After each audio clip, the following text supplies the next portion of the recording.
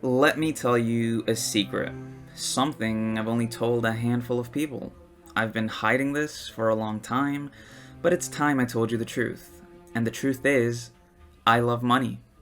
So, in an effort to get my net worth trending in the upwards direction, I was browsing the internet and I stumbled onto an article about how Zimbabwe had produced the first trillionaire. How is that possible? I thought. Is Zimbabwe sitting on oil reserves nobody knows about? Is Scrooge McDuck from Zimbabwe?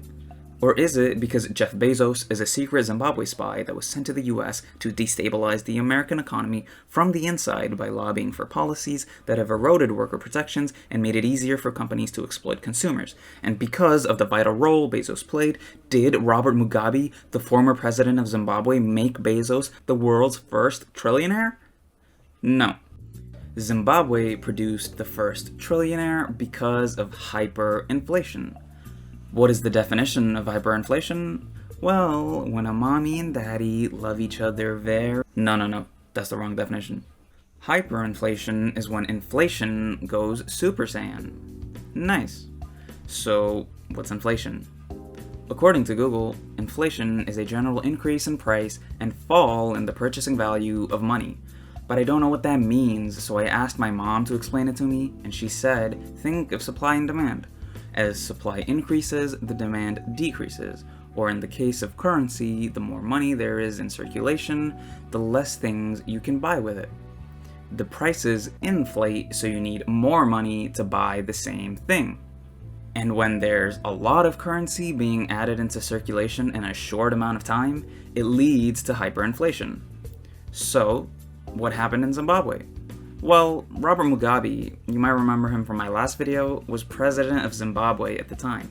And Mugabe was the man with the plan. 3 plans, in fact. One was to gift animals to North Korea, and he did that. 2 was to finance a civil war in Congo. Finance a civil war? Why would he do that? Because the government of Congo had promised Zimbabwe 500,000 hectares of farmland, and a cut of the gold and diamonds that were stuck in the mines of rebel-controlled territory. If they won, would it make Zimbabwe fat stacks of cash? I mean, would it make economic sense for Zimbabwe to finance a war in the Congo? A lot of economists have analyzed the situation, and the answer is a resounding no. Analysts said that Zimbabwe would need significant initial funding, and they couldn't do that when they were too busy spending over 25 million US dollars a month financing the war. A lot of people have speculated that Mugabe and his army generals stood to make boatloads of cash from this agreement with Congo. But Mugabe was running low on cash, so he thought of a fantastic idea to make more money: just print more money. So print he did. They say you could see flashes of light coming out of Mugabe's office window during the night because he left that printer running all night long. But this is where Mugabe made a fatal error. Apparently, he forgot to turn the printer off. So the printer caused massive inflation and eventually hyperinflation. Now, I'm not saying all money printing is bad. The mint, which is where they keep the money printer, employs a lot of people. And if those people didn't have jobs, they wouldn't be able to afford the latest iPhone. So obviously, we have to keep the mint open. Another reason to keep the mint open is that a certain amount of inflation is necessary for a healthy economy. But who cares about that? Mugabe still had a problem, but he still had a plan up his sleeve, and it was called the Economic Structural Adjustment Program. The ESAP had a lot of policies, but one of the most important ones was the Land Reform Program. The program let the Zimbabwean government take land from white landowners and give them to black farmers. A state-sponsored equality program, so to speak. But it turned out that these farmers that the government gave land to farm on had no experience in farming. So the food output capacity of the nation fell by 45%. Because of the food shortage, the Central Bank of Zimbabwe had to step in and import food from other countries. But other countries didn't trust the Zimbabwean dollar. Why not? Because of Mugabe and his damn printer, nobody really knew how much the Zimbabwean dollar was worth.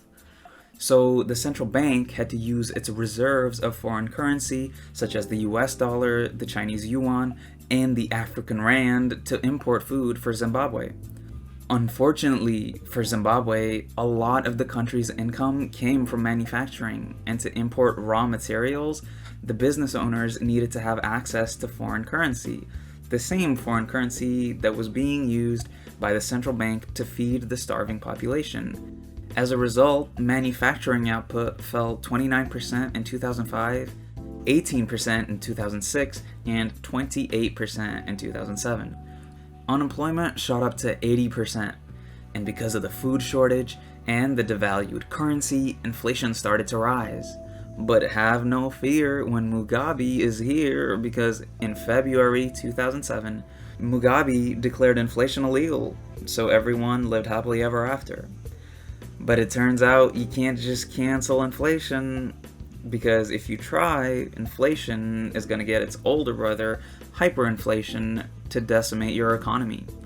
So the same month Mugabe declared inflation illegal, hyperinflation officially began in Zimbabwe. By the end of the year, the inflation rate was over 60,000%. And in July of 2008, just 6 months later, the inflation rate had reached over 200 million%.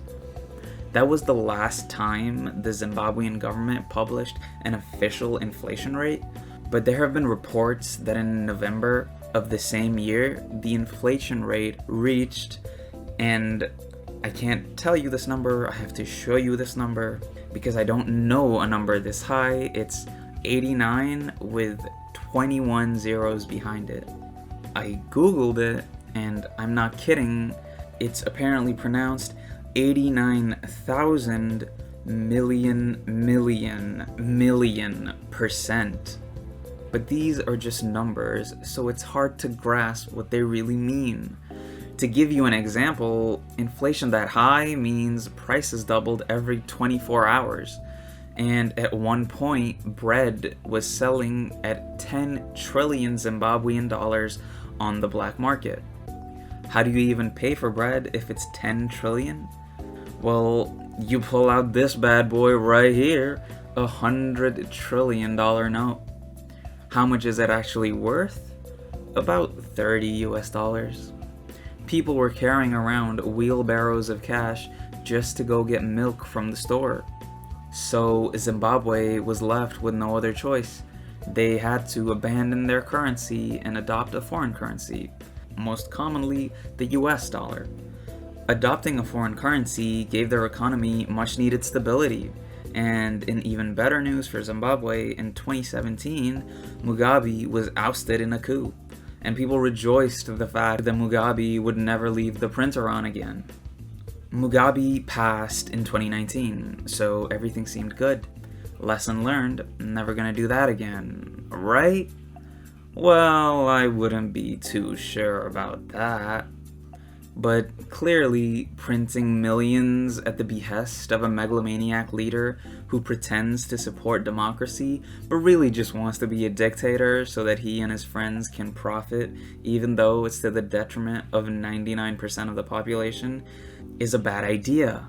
But something like that could only happen in a place like Zimbabwe, right? Oh.